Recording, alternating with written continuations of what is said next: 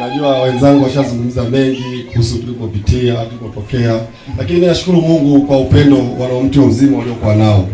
Kuna kipindi tumetoka pale, tumeambiwa turudishe ile eneo, tumekosa pa kwenda.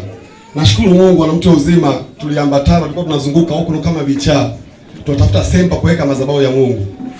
Tukasema paka tupate, tukaenda huku na huku, lakini nashukuru Mungu tukapata hapa.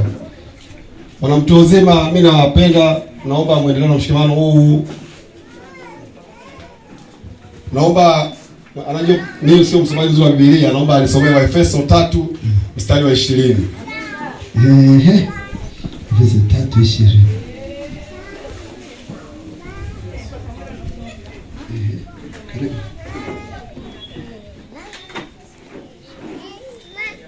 Kwa msaada wa Kristo. Waraka wa Efeso 3 mstari wa 20 unasema, Bwana atukuzwe yeye awezaye kufanya mambo ya ajabu mno kuliko yote tuyaombayo au tuyawezayo, na kwa kadiri ya nguvu itendayo kazi ndani yetu.